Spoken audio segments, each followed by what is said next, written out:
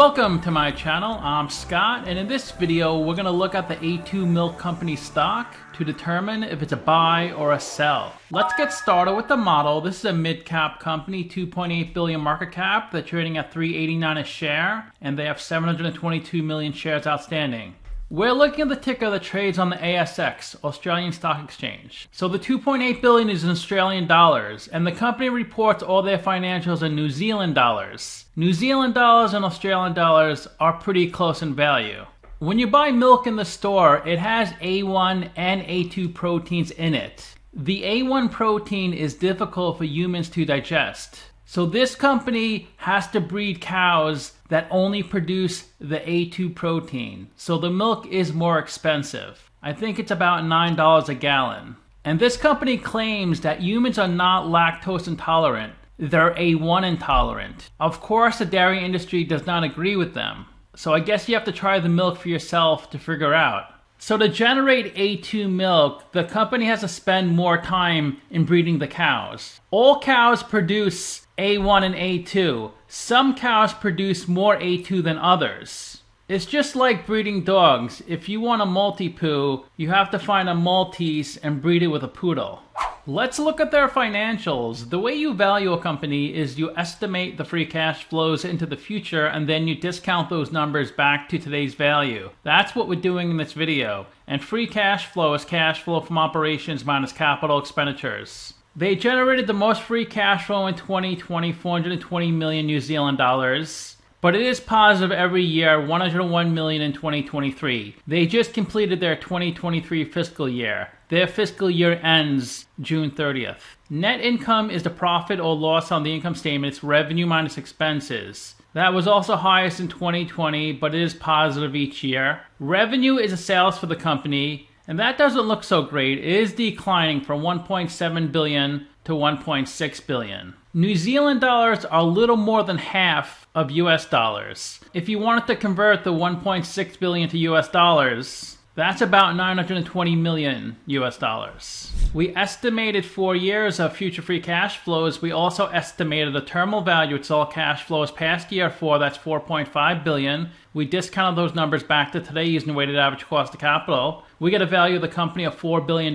We divide that by 722 million shares. And we get a calculated stock price of $5.59. They're trading at $3.89, so they're trading at a 30% discount. It's a buy according to the model. They're a small company, but the market cap is not that small. 2.8 billion Australian dollars is a decent size. And I think the future free cash flow growth I have is doable, since I had over 400 million in 2020. I'm only predicting around 200 million going forward. So it does seem like it's undervalued at this point. There are 65 companies in the same industry as A2, and if they have a number in red, they're worse than the median. If they have a number in blue, they're better. They don't pay a dividend. Kraft pays the highest dividend in this industry, 5.1%. I converted all the numbers to New Zealand dollars, and their free cash flow is higher than the median, but lower than the average. They rank 25th in market cap of the 65 companies. They're 2.8 billion New Zealand dollars. The average is 6.7 billion. And their price multiples are worse than the median in each category. Their PE is better than the average. The average is 39, they're 19. PE is stock price over earnings per share. Earnings per share is net income over shares outstanding. They generated 1.6 billion of revenue. Remember, this is in New Zealand dollars. So Kraft Heinz has the most at 46.6 billion. Seems like a really good deal at KHC, but the stock has been struggling the past couple of years. Let's take a look at their annual report. This is for full year 2023. Revenue of 1.6 billion, up 10% from 2022. It was 1.44 billion in 2022. And all their numbers are in New Zealand dollars. EBITDA is up 12%. That's 219 million. Net profit 155 million. That's up 27%. EPS is up 29%. So EPS is up more than net income. That means they reduced their shares outstanding. If EPS was up less than net income, then that would have meant they added shares. Their cash is down 7% from last year. They might have done some acquisitions. Let's get a breakdown of the revenue so we know what it is. Chinese people are more sensitive to the A1 protein. than people like us in the western part of the world. So about 2/3 of their sales are in China and other Asian countries, over 1 billion, 370 million in Australia, New Zealand, US, real small, 100 million. And they own 75% of Matura Valley Milk. Revenue from that segment is 114 million. Their bread and butter is their infant milk formula. 1.1 billion of their revenue is in that area. China is 559 million. And their English label are sales in New Zealand and Australia, 162 million. And also China, 386 million. Their liquid milk sales is 304 million and other 180 million. Here's a visual of their revenue in 21, 22, and 23. The blue section is the infant formula, and that goes up about 100 million a year, from 900 million to 1.1 billion. You can see their EBITDA goes up each year from 120 million to 219 million. Net profit after tax also increases each year, so does EPS. Let's look at the income statement. In 2023, sales of 1.6 billion, cost of sales 850 million. Those are all the expenses directly tied to generating the revenue. A lot of those expenses are related to the labor of milking the cows. Gross margin is about 40-something%. Gross profit is revenue minus cost of revenue. That's 739 million. They spent 260 million in marketing, 228 million in admin. So their operating profit, 201 million, up from last year of 177 million. Their net profit is 145 million, up from 115 million last year. Earnings per share of 21.23, up from 16.49. That's 21 cents, not $21. Let's take a look at the balance sheet. 1.1 billion of current assets, 379 million of current liabilities, so their current ratio is above 3. They can easily cover their current assets with their current liabilities. They have lots of cash, 800 million, 193 million of inventory. I guess the inventory is the cows. Here's a breakdown of the inventory. Raw materials, 27 million. Finished goods, 162 million.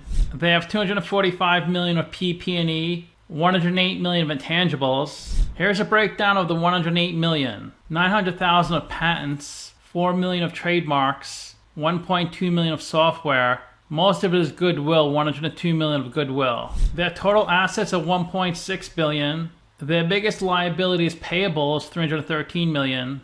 This is how much money they owe other companies for borrowing on credit. 67 million of long-term debt.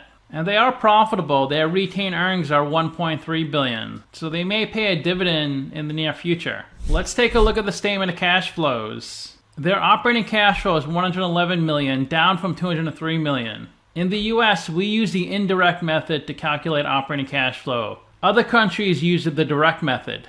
This is how they calculate it. They receive 1.6 billion of receipts from customers. That's revenue.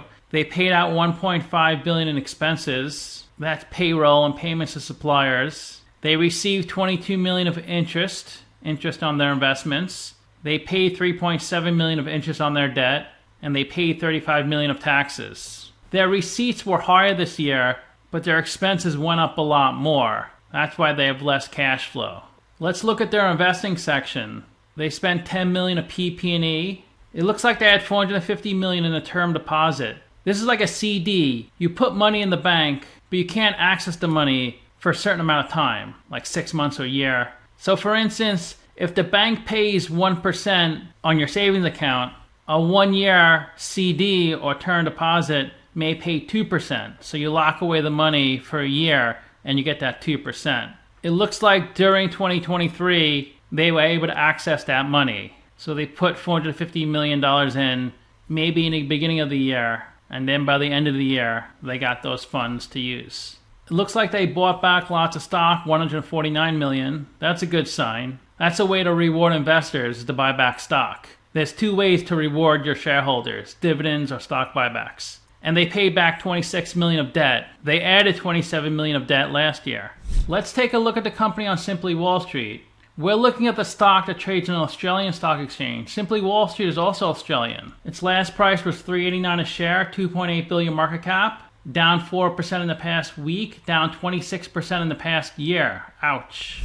Let's learn a little more about the company. The A2 Milk Company sells A2 protein type branded milk and related products in Australia, New Zealand, China, and other Asian countries, as well as the US. They manufacture and sell their products. They offer products under the A2 Milk and A2 Platinum brands. They were formerly known as A2 Corporation Limited, and they changed their name to the A2 Milk Company in 2014. They were incorporated in 2000, based in Auckland, New Zealand.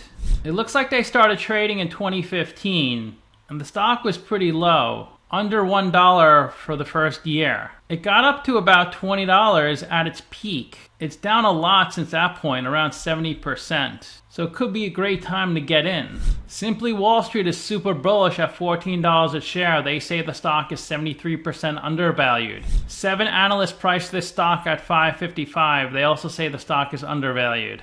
In 2012, their annual revenue was only 78 million New Zealand dollars. It peaked in 2020 at 1.7 billion, then came down quite a bit to 1.2 billion, but it is creeping back up. It's currently at 1.6 billion. And the forecast for 2026 is a little under 2 billion, which is a little over 1 billion US dollars. You can see they were debt free for most of the time until 2021. They added about 100 million of debt, possibly to do an acquisition. You can see when you layer on their equity, the blue line, the debt seems minimus. Their equity is 1.1 billion, and their debt is only 7% of that. And this green line is their cash, so they have lots of cash on their balance sheet, enough to pay off all their debt if they needed to. The forecast is for them to pay a dividend in 2025, and the 2026 dividend is expected to be 2.3%. So if you're a dividend investor, could be a good time to buy this stock before they pay a dividend. The CEO's salary is 2 million New Zealand dollars, 5.8 million total compensation. His tenure as CEO is a little under 3 years. There's been 2 insider buys in the past year. A big sell by Goldman Sachs. They sold 129 million shares just a few months ago, and they sold at $5.89. So they're probably happy now the stock price went down. They could buy back in at the lower price, but I'm not sure they want to. 61% of the company is held by the general public and 39% by institutions. One of Australia's largest wealth managers, Perpetual Limited, is the biggest shareholder at 7.16%. They have 52 million shares valued at 200 million Australian dollars. Goldman is the second largest, 6.25%, then BlackRock, Vanguard.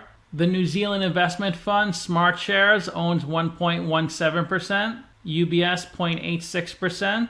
They had under 100 employees in 2015. They're up to 465. The ticker does trade in the US on the pink sheets. It also trades on the Deutsche Börse, Australian Stock Exchange, and New Zealand Stock Exchange. So let me know what you think. Give the video a like, subscribe, or comment below. If you'd like to get a custom valuation or just support the channel, you can become a member by clicking on the link in the description below. Thanks for watching.